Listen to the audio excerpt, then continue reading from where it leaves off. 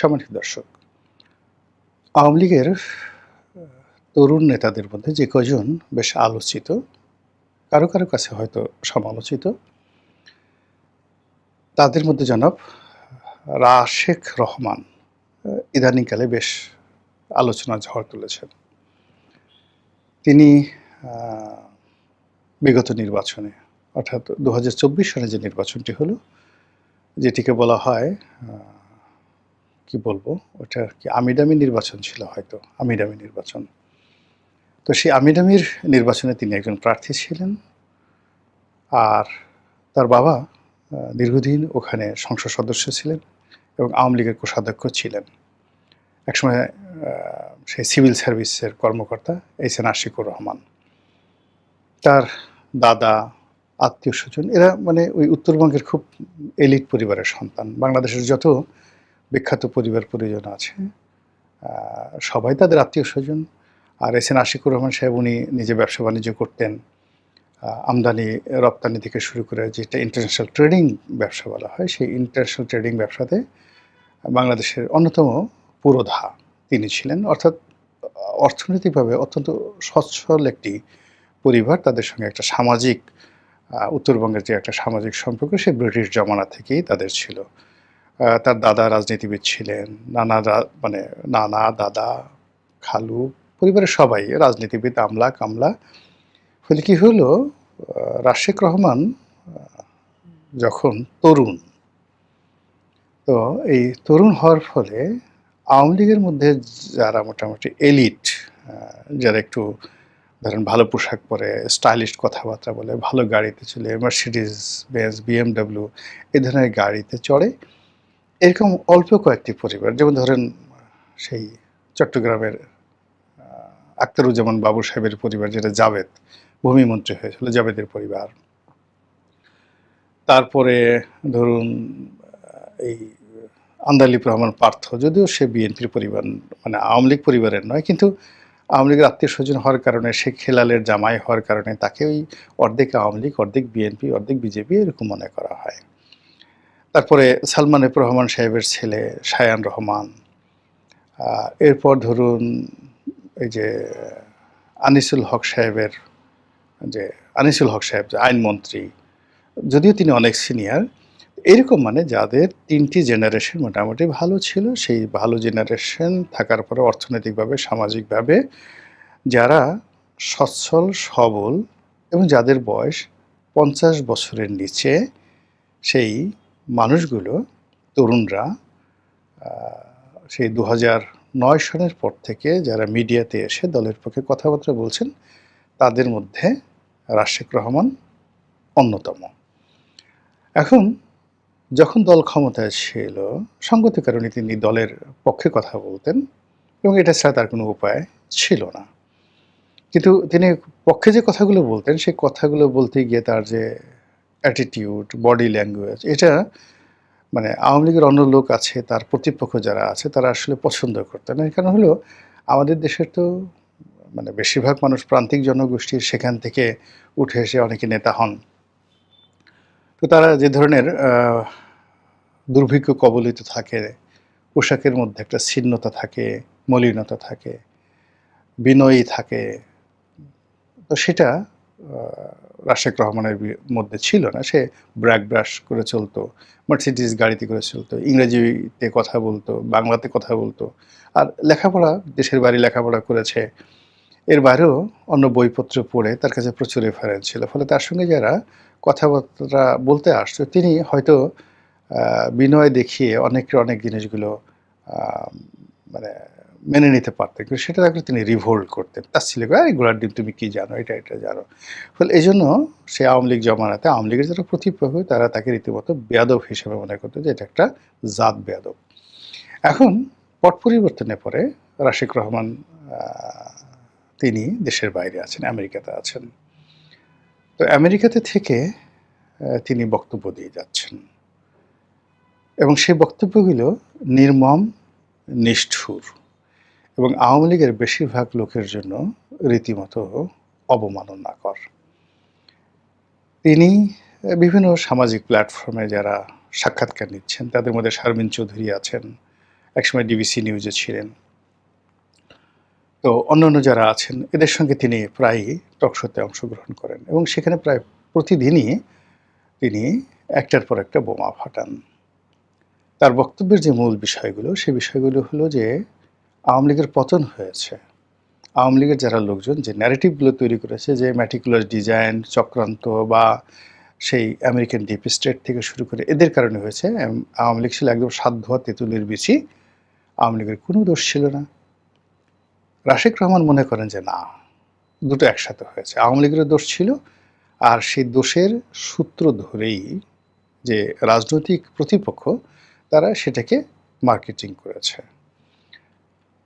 রাশেক রহমান মনে করেন যে যে গণঅভ্যুত্থানটা হয়েছে এটা সত্য, এখানে উভয় পক্ষই অন্যায় করেছে।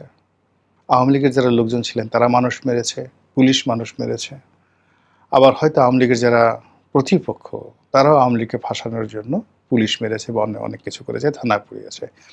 এরকম একটা নিউট্রাল কথা তিনি বলতে চান, যেটি আওয়ামী লীগের যারা লোকজন আছেন তারা মনে করছেন যে এই তো ঘরের শত্রু বিভীষণ, এসে একের পর এক কথা বলছে কেন, এই কথা তো আসলে ঠিক না। এবং সাম্প্রতিক সময় তিনি একটা বক্তব্য দিয়েছেন সেই শারমিন চৌধুরীর সেই অনুষ্ঠানে, এবং সেটা রীতিমতো ভাইরাল হয়েছেন। তো সেই ভাইরালের মধ্যে তিনি যেটা বলার চেষ্টা করছেন সেটা হলো আওয়ামী লীগের মধ্যে এই মুহূর্তে যেটি চলছে এটা গাধার দৌড় চলছে। এখানে নেতৃত্ব লাভের জন্য যারা দৌড় দিচ্ছে, all are stupid, just like a donkey. না লেখাপড়া আছে, না যোগ্যতা আছে, না চরিত্র আছে। এরা শুধু গাধার মতো শব্দ করতে পারে আর জোরে হা করতে পারে। এবং আপনারা জানেন যে গাধার যে যৌনাঙ্গ, পুরুষ গাধা হোক নারী গাধা হোক, এমনি ঘোড়ার মতো বেশ বড় সড়ো, কিন্তু আকারে সে ছোট।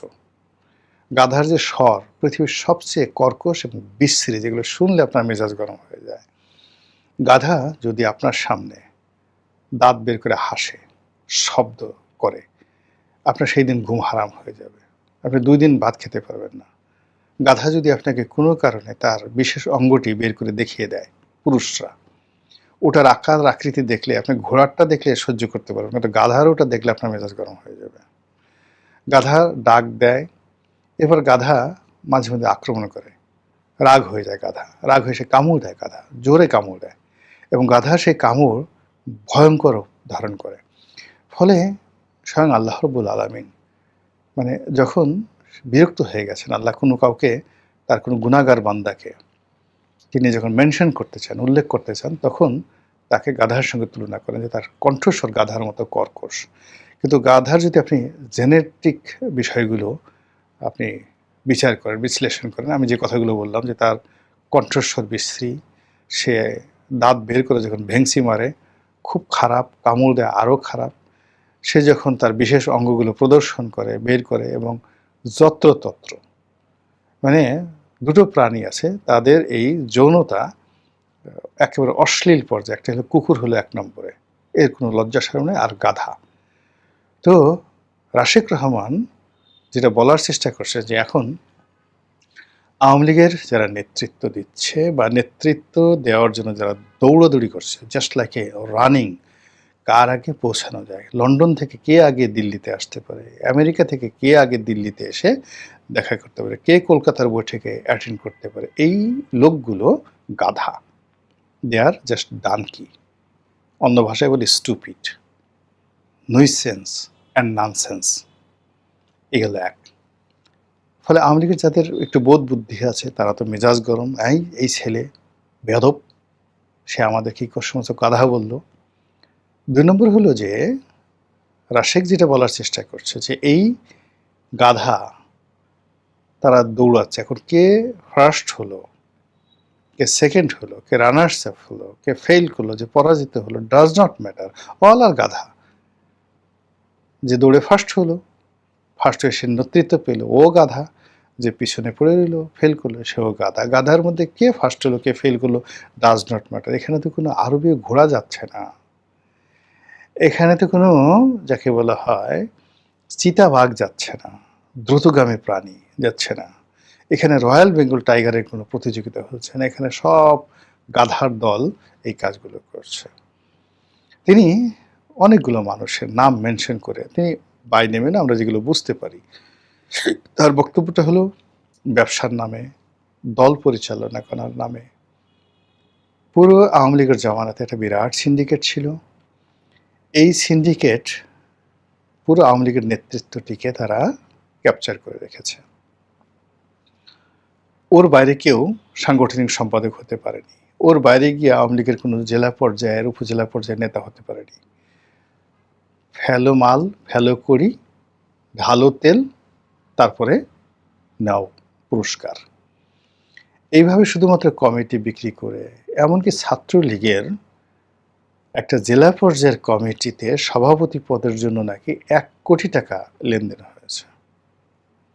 তো এই জিনিসগুলো যারা পার্টির মধ্যে ভিতরে ছিলেন, এই রাশেক রহমানের মতো লোকজন, তারা তো যারা সাফারার, যাদের টাকার দরকার ছিল না, যারা 13-14 বছর বয়স থেকে বিএমডাব্লিউ গাড়ি চালায়, তারা তো এই বিভিন্ন লেদু গেদু ধলা যারা দলের মধ্যে গর্ধ প্রকৃতির মানুষ, তারা অল অন এ সার্ডেন এইভাবে টাকা পয়সা হয়ে ঢাকাতে একটা ফ্ল্যাট কিনলো, নতুন পাঞ্জাবি কিনলো, তারপর হাতে সেই রাশেক রহমানরা যখন দেখছে যে এদের হাতে ঘড়ি পরতে পারে না, অল অন এ সার্ডেন তারা দেখলো অনেকগুলো রোলেক্স ঘড়ি তারা পড়ছে। এবং এদের কারণে যখন এই রাশেক রহমানদের মতো এরকম হাজার হাজার মানুষকে দেশে এবং দেশের বাইরে পালিয়ে থাকতে হচ্ছে, তাদের বড় দোষ আওয়ামী লীগ করছে, শেখ হাসিনা দোষর ছিলেন, ক্ষমতার যে কোনো সুযোগ সুবিধা তারা নেননি, তারা তো অস্বীকার করে না, তারাও সুযোগ সুবিধা নিয়েছেন। কিন্তু তাদের বক্তব্য হলো আমরা তো চুরি করিনি, ডাকাতি করিনি, লোন মানে টাকা মারিনি সরকারের, দেশে বিদেশে টাকা পাচার করিনি, আমরা তো অনেক আগের থেকে ধনী ছিলাম। কিন্তু এই বদমাশগুলোর কারণে, গাধাদের কারণে এখন আমাদেরকে এই পালিয়ে বেড়াতে হচ্ছে। আপনারা ওই যে 3 ইডিয়টস সিনেমাতে দেখছেন, 3 ইডিয়টস সিনেমা অসাধারণ। তো সেখানে কারিনা কাপুর নায়িকা, তো তিনি তার যে হবু বর অসাধারণভাবে তাকে মানে গালি দিয়েছিলেন, খুব রাগ হয়ে। এত সুইট গালি আপনারা মানে হয়তো শুনেনি, গাধে গাধে, মানে গাধা কোথাকার, নিজের যা মানে হবু বরকে বলে তিনি তার সাথে সম্পর্ক ছিন্ন করে ফেলেছিলেন।